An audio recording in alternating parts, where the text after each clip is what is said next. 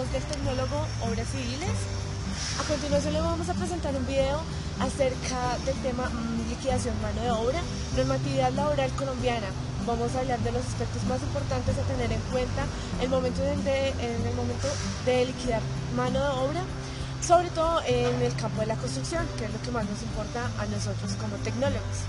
Muchas gracias y espero les guste. Trabajadores de la construcción. Los trabajadores de la construcción son aquellas personas que se dedican a las obras y actividades que tienen como objeto la construcción de cualquier obra civil, pero no pueden ser aquellas personas que en su calidad de arquitectos e ingenieros, proyectistas e interventores dirijan técnicamente y asesoren y controlen la ejecución de la misma y los materiales. Hoy les voy a hablar acerca del salario de la mano de obra. El salario está dividido en tres partes: pagos que son salarios, pagos que no son salarios y la modalidad de remuneración. Dentro de los pagos que son salarios encontramos el primer tipo, que es en dinero y en especie. Estos pagos pueden ser ordinarios, que son todos aquellos pagos que incluyen el sueldo mensual, y los extraordinarios, que dentro de los que van incluidos primas, dentro de los que van incluido otro tipo de prestaciones diferentes al salario. Encontramos los viáticos, que en esta modalidad de pago encontramos viáticos obligatorios y encontramos viáticos de urgencia. Los viáticos de urgencia o de emergencia no son obligatorios el pago, pero los obligatorios sí lo son y acarrean cosas como alojamiento, como alimentación, como transporte y otro tipo de gastos que lleva a cabo el trabajador dentro de la prestación de su servicio. Acá también van incluidas las bonificaciones. Vamos ahora a los pagos que no son salarios. Dentro de estos pagos encontramos primas y bonificaciones, encontramos medios de transporte y gastos de representación, auxilios por enfermedad o maternidad, alimentación, vestuario y alojamiento. Ahora, la tercera parte del salario es la modalidad de remuneración. Dentro de esta modalidad de remuneración encontramos el salario en especie, que es pagar con alimentación, pagar con carros, con propiedades, pero este pago no puede exceder el 30% del total de la nómina. Otro tipo de modalidad de remuneración es por unidad de tiempo y unidad de obra. Es muy común en la construcción, ya que dentro de la contratación se paga por unidad de obra, es decir, por trabajo realizado. El último es el salario integral, que este salario integral incluye el salario nominal junto con todas las prestaciones, y esto va a formar el salario integral.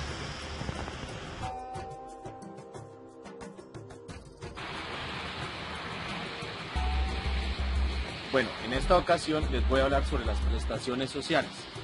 Las prestaciones sociales están conformadas por 6 pagos, los cuales corresponden a primas de servicios, pago de cesantías, interés de las cesantías, dotaciones, vacaciones y subsidio familiar. Empezando por las primas de servicios, estas corresponden al pago de un salario por cada año de servicios ejecutados por el trabajador. Este pago se debe realizar 50% en julio y 50% en diciembre. Continuando con las cesantías, estas también corresponden al pago de un salario por año de servicios realizados por el trabajador. Estas se deben consignar a un fondo de pensiones, ya sea Colpensiones o el fondo de pensiones que escoja el mismo empleado.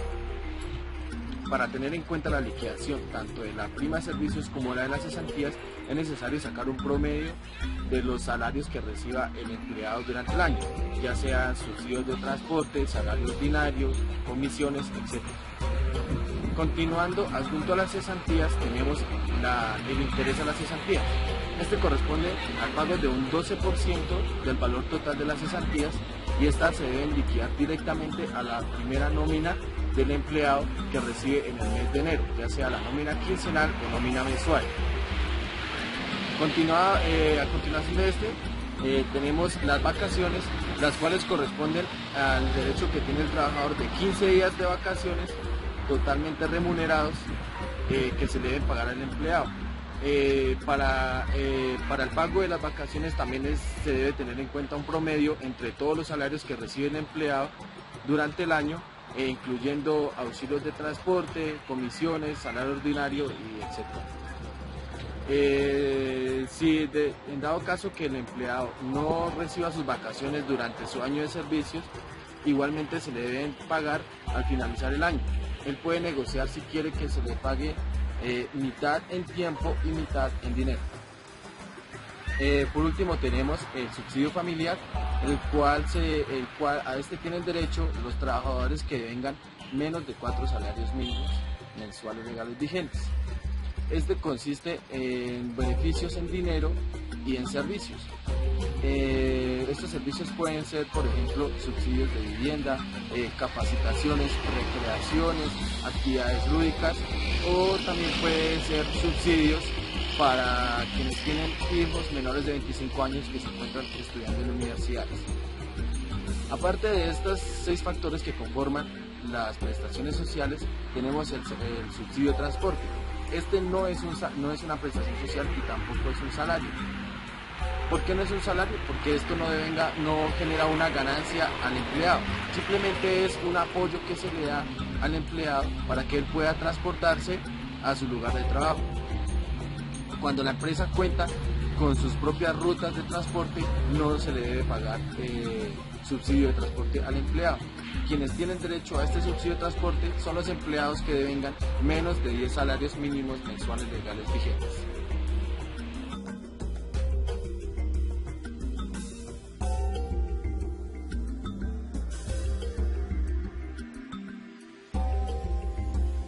Otros pagos a cargo del empleador. Dentro de estos otros pagos encontramos las vacaciones y el auxilio de transporte. En cuanto a las vacaciones, entonces el empleador está obligado a conceder a sus trabajadores por cada año de servicio prestado 15 días hábiles consecutivos de vacaciones remuneradas proporcionalmente por fracciones superiores a 90 días. Para los trabajadores de la construcción, el descanso remunerado de 15 días hábiles consecutivos también por cada año de servicio y proporcionalmente por fracción de año. Esto se causa cuando se ha servido cuando menos un mes.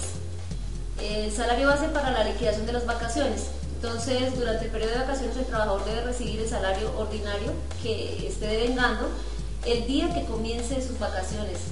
Este salario ordinario está formado por todo lo que recibe el trabajador como remuneración de sus servicios, exceptuando el trabajo en días de descanso obligatorio y de horas extras. El recargo nocturno y el recibido por descanso obligatorio remunerado sí debe computarse dentro del salario ordinario. En los contratos, cuando hay contratos de término fijo inferior a un año, las vacaciones se liquidan en proporción al tiempo de servicio, cualquiera que éste sea. Por no ser una prestación social, el auxilio de transporte no se incluye en el salario base para la liquidación de vacaciones. En cuanto al auxilio de transporte, existe una naturaleza jurídica. Digamos que la parte jurídica se refiere a que el auxilio es económico con destinación específica y por mandato de ley se debe incorporar al salario único y exclusivamente por efectos de liquidación de prestaciones sociales. Entonces, por disposición expresa de la Ley 10 del 93 y de la Ley 344 del 96, el valor del auxilio de transporte no se incluye en la base salarial para liquidar los aportes del sistema de seguridad social. ¿Quiénes se benefician de ese auxilio de transporte? Entonces, tienen derecho a recibirlo, este auxilio económico, los empleados que devengan hasta 2 veces el salario mínimo legal vigente, y cuando se trata de salario variable, se toma como base para establecer este derecho el promedio de lo devengado en el mes anterior.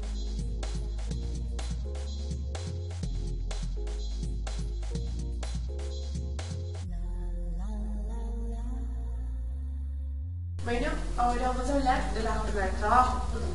Pues en Colombia, disposiciones legales para este tema, se sabe que se trabaja 8 horas máximas diarias, 48 horas semanales. Para el de jornada de lunes a sábado, si se quiere que se descanse el sábado, igual se trabajan las 48 horas, pero de lunes a viernes se le pueden agregar a esta jornada ordinaria hasta 2 horas, ya no trabajarían 8 horas, sino 10 horas. El trabajo diurno y nocturno, ¿cómo es este horario? El trabajo diurno va de 6 de la mañana a 10 de la noche y el trabajo nocturno se cuentaría desde las 10 de la noche hasta las 6 a.m. Ahora, bueno, lo del trabajo de horas extras. ¿Qué son horas extras? Son aquellas horas que el trabajador trabaja, valga la redundancia, extra, aparte de las horas de la jornada ordinaria. Estas pueden ser también diurnas o pueden ser nocturnas y tienen su forma de liquidación. ¿Cómo es esta forma de liquidación? Para las horas diurnas, lo que se hace es el valor de la hora ordinaria se multiplica por un 25% que equivale a 1.25. Ahí obtenemos el valor de la hora extra diurna. Para el valor de la hora extra nocturna, lo que se hace es multiplicar el valor de la hora ordinaria nocturna por el 75%, que equivale a 1.75. Esto equivale a todo el tema. Gracias. Liquidación de trabajo domingos y festivos.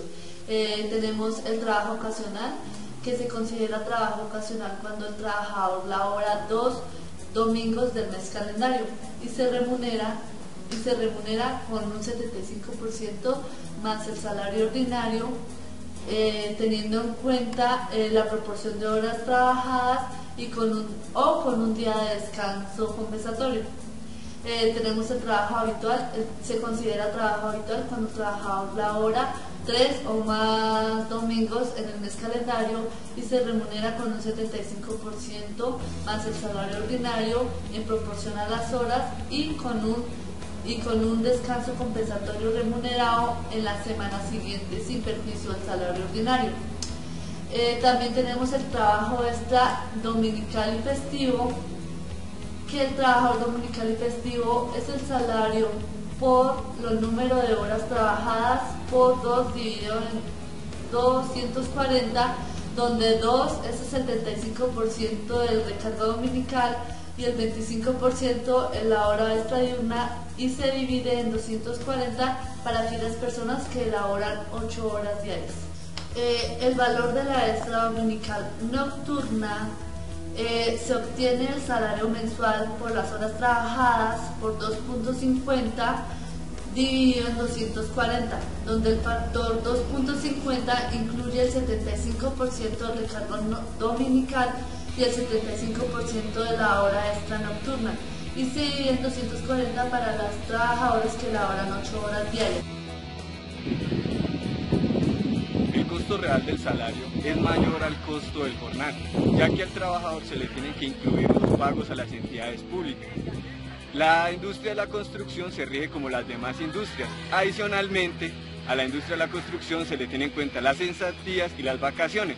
El factor del salario real es el factor multiplicado por el jornal, y este nos da el costo real del salario de un trabajador.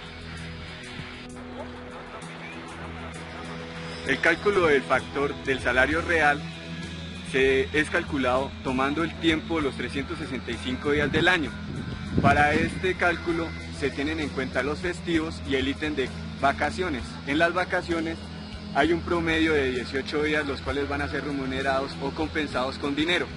No es tenido en cuenta en este cálculo el vestido o las botas, que son las mismas dotaciones, o los beneficios o subsidios familiares. Para este cálculo solo se tendría en cuenta lo demás, y en esto se tendría el costo real del salario para un trabajador. La importancia del factor del salario real incide en el presupuesto, ya que en este tenemos como adición a los contratos de obra los contratos administrativos. En este se toman los contratos por término fijo o los contratos laborales. El segundo punto es la comparación de mano de obra, ya sea en tiempo o en unidad de obra. En esta unidad de obra se tiene en cuenta el rendimiento, que es el tiempo por la acción o cantidad de obra realizada por el trabajador, y se entrega el costo real del trabajador en el factor salario real.